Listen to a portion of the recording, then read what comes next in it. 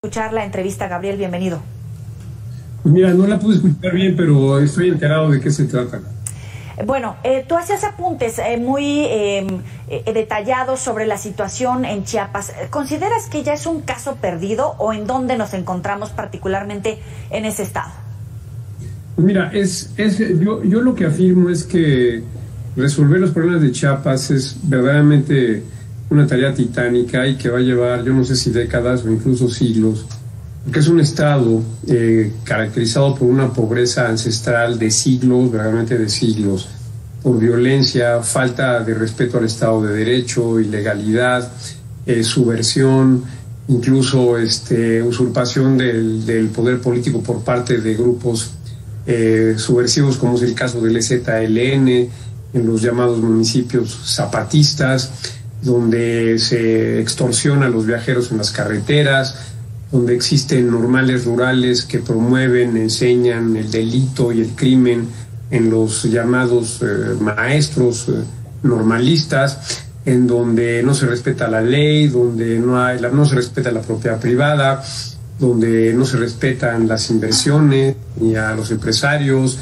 En fin, es un estado además con un problema de deforestación brutal, de destrucción de recursos naturales y de sobrepoblación también en las zonas rurales, de conflictos entre comunidades, que son todos problemas, pues digamos que muy antiguos, muy añejos, que yo creo que arrancan, o de hecho yo creo que es la situación permanente y eterna del estado de Chiapas. Entonces, lo que yo me pregunto es si verdaderamente esto puede ser abordado a través de políticas públicas racionales o tenemos que asumir alguna otra posición al respecto del estado de Chiapas.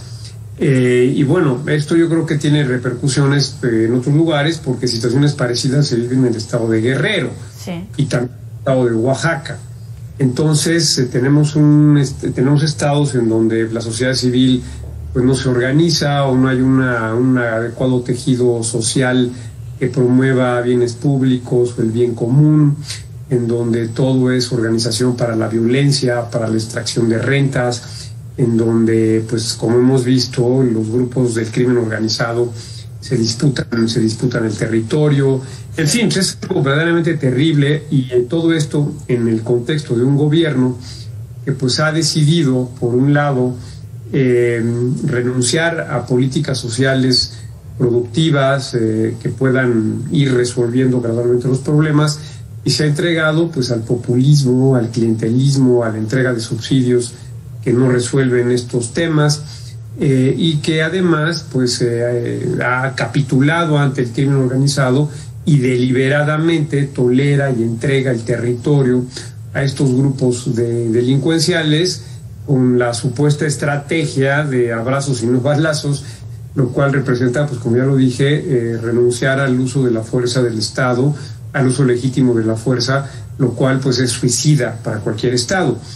Entonces, pues esos son problemas verdaderamente terribles que se anidan también en las instituciones locales, en la cultura, en la visión del mundo, en las reglas del juego, en las condiciones que existen en los premios y castigos para diferentes conductas individuales y colectivas. Y pues esto es algo verdaderamente atroz y complejo que pues yo no sé si tenga remedio. Bueno, y sí, hacia allá iba. ¿Cómo avanzar, cómo ir reconstruyendo el tejido social, pero al mismo tiempo no ser permisivos? Combatir la impunidad, por supuesto, combatir de origen la criminalidad, porque de repente se habla de autodefensas, de grupos civiles que comienzan a armarse, y de repente se hablan de grupos chiquitos, células chiquitas de indígenas, de repente ya están armados con armas de grueso calibre, de repente es un reconocimiento de la posibilidad de que estén infiltrados por grupos de la delincuencia organizada. De repente ya nadie le puede poner un alto a la criminalidad, porque siempre se va a privilegiar el diálogo. ¿Cómo combatir esa línea? Porque en algún momento las autoridades tienen que tomar definiciones, tienen que tomar decisiones, pero parece que hay un contraste en el discurso, cuando en la mañanera se habla de abrazos no balazos, de respetar los usos y costumbres, pero en la localidad las autoridades admiten que están rebasadas. Pues mira, este tema de abrazos no balazos es algo cínico, hipócrita, que solamente revela pues la ineptitud y la falta de visión y la falta de capacidades en el actual gobierno para enfrentar la delincuencia. En los estados del sur del país hay una tríada fundamental que se ha venido desarrollando, fortaleciendo en los últimos años, que es una base social para la delincuencia organizada, una base social por un lado, la delincuencia organizada por otro, que interactúa con esta base social cada vez mayor, y por otra parte la subversión, la sedición política. Entonces la frontera entre estas cosas, crimen y subversión, narcotráfico, base social, se vuelve muy borrosa o de hecho inexistente. Y resulta que la subversión y la digamos la incitación a la violencia política tiene raíces sociales y también está vinculada con las acciones del crimen organizado.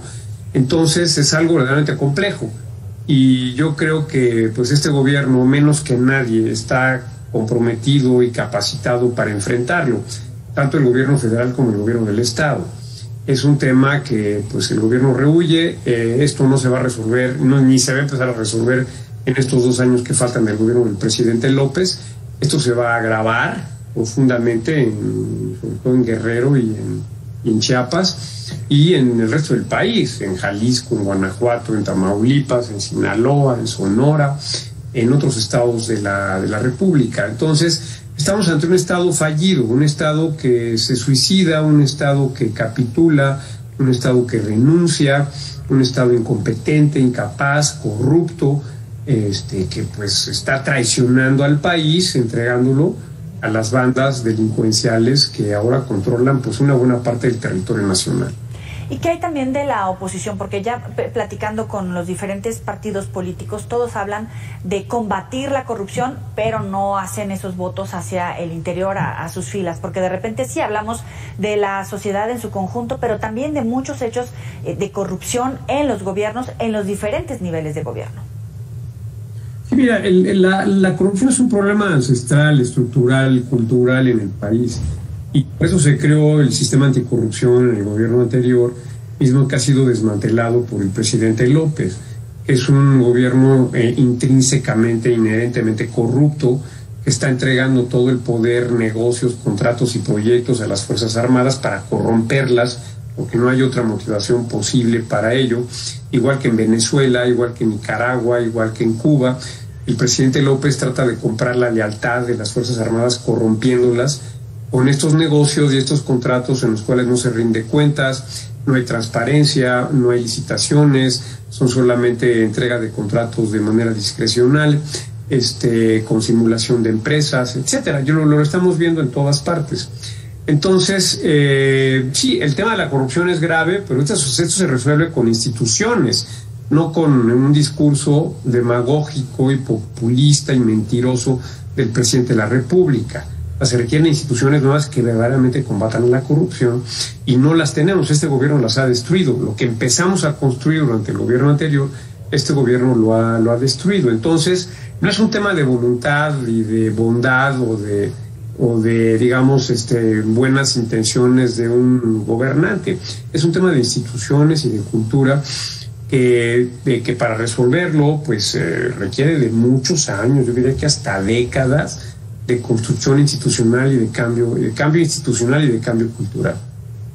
¿A qué atribuyes que comience a subir esta polarización, incluso desde el discurso, pero también en las calles? Un pleito de repente termina a balazos, en tragedias, en linchamientos, en justicia por propia mano, en la creación de autodefensas, de gobiernos alternos, paralelos. Sí, claro, es que todo esto son síntomas de un Estado fallido, de un Estado que está siendo carcomido, que está siendo minado por la ineptitud, la corrupción y la complicidad con el crimen organizado, porque entregar territorios a las bandas delincuenciales no puede más que calificarse como un acto de complicidad con el crimen, que es lo que está haciendo el gobierno. Entonces todo esto lo vemos, lo acabamos de ver en Puebla con el linchamiento y asesinato salvaje de un joven trabajador de la Cámara de Diputados. Lo vemos todo el tiempo con las autodefensas que están vinculadas al crimen organizado y también a grupos subversivos, a grupos guerrilleros. Podemos decir que incluso, pues, por ejemplo, en Guerrero, los antiguos guerrilleros del EPR y del ERPI pues, han tomado el poder a través de las policías, de las llamadas policías comunitarias. El gobierno se ha retraído, el Estado ya no existe en Guerrero y tampoco existe en Chiapas, donde uno puede transitar por las carreteras porque ponen retenes, los bandas, los grupos organizados, exigen extorsión, te extorsionan, te agreden. Evidentemente en ese contexto pues, no puede haber inversión, no puede haber crecimiento, no puede haber prosperidad, sobre todo en un ambiente donde la propiedad privada tampoco se respeta, ¿no? Entonces, verdaderamente, yo creo que estos estados del sur del país verdaderamente necesitan pues, un tratamiento de shock, que pues este gobierno no se los va a dar y que será muy complejo, muy difícil y que solo podrá tener consecuencias favorables a muy, muy, muy largo plazo. Incluso yo diría, pues más allá del siglo XXI, yo no veo que en las próximas décadas esto se pueda resolver. Te agradecemos muchísimo estos minutos para el auditorio de Mega Noticias. Al contrario, gracias a ustedes, un gustazo, un abrazo, chao. Igualmente, hasta luego, chao. Sabe que puede recuperar estas y otras entrevistas en los próximos espacios informativos y en las redes sociales. Gabriel Cuadri, aquí en Mega Noticias.